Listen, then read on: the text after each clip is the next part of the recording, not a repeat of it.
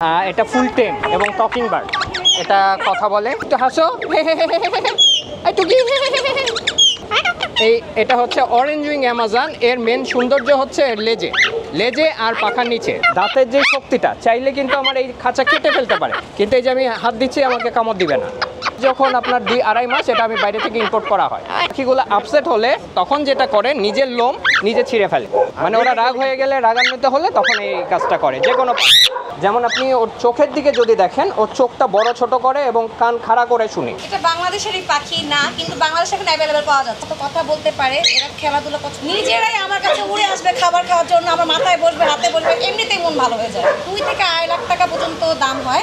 মানুষের ভয় পায় না, সামনে 2 পা দাঁড়া করতে পারে। তারপর ডিপেন্ড করবে আপনার ঘোড়ার সাইজ অনুযায়ী, ব্রিড অনুযায়ী আপনার দাম আপ ডাউন করবে। পর্যাপ্ত পরিমাণে স্পেস থাকতে হবে। আর ঘোড়া গেলে আপনার সচরাচর হলো মানে আপনার ওই গরুর রাখালে আপনি ঘোড়া পালতে পারবেন, ওর আলাদা আপনার ট্রেন একজন লোক লাগবে, টেক কেয়ার করতে পারবেন, তাহলে আপনি ঘোড়া নেন।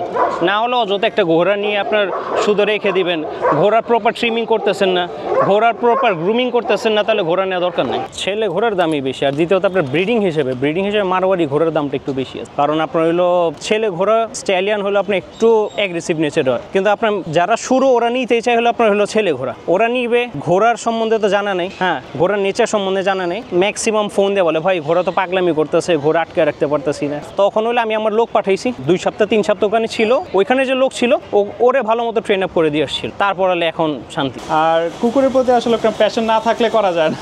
এই কুকুরগুলা অনেক ইন্টেলিজেন্ট, ওদের আইকিউ লেভেল অনেক ভালো, ওরা অনেক অ্যাক্টিভ, খেলা পছন্দ করে, খেলতে পছন্দ করে, মানুষের সাথে মিশতে পছন্দ করে, আদর অনেক বেশি পছন্দ করে। কিনে যাচ্ছিল তখন একটা গিফট করে, তারপর থেকে পালা শুরু করে, আর ওই পর থেকে হচ্ছে এগুলা পেট ডগ হিসেবে এত জনপ্রিয়তা লাভ করছে। আপনি যদি আমাকে হামলা করেন, এত সুন্দর কুকুরগুলা এত সুন্দর তো থাকবে না, আপনার কাছে লাগবে না, কারণ ওদের যারা পেট বা মালিক যারা আছে তাদেরকে অনেক বেশি ভালোবাসে, তাদের থেকে অনেক আদর পায়, তো এই কারণে হয়তো আপনার উপরে অ্যাটাক করবে। আর ওর নাম হইলো মার্সিডিজ, আর ওর একটা বোন ছিল, তার নাম ছিল অশোক লেল্যান্ড। দৌড়াদৌড়ি করতো গাড়ির মতো, পুরো একদম গাড়ির মতো। তো এদের স্পিড দেখে আর কি এক একজনের এক এক রকম নাম দেয়া। যেমন এ হইলো মার্সিডিজ, এর নাম আবার ভেলভেট। এ যখন হয়েছিল মনে হয়েছে একটা ভেলভেটের টুকরা, ছোট একটা কালো ভেলভেটের টুকরা। তো ওই ভেলভেট নাম ডাকতে ডাকতে ওর নাম ভেলভেট হয়ে গেছে। পেরা নিলে পেরা, না নিলে চিল। আলহামদুলিল্লাহ আপনি বিড়াল নিয়ে খুব শান্তিতে সময় কাটাইতে পারবেন।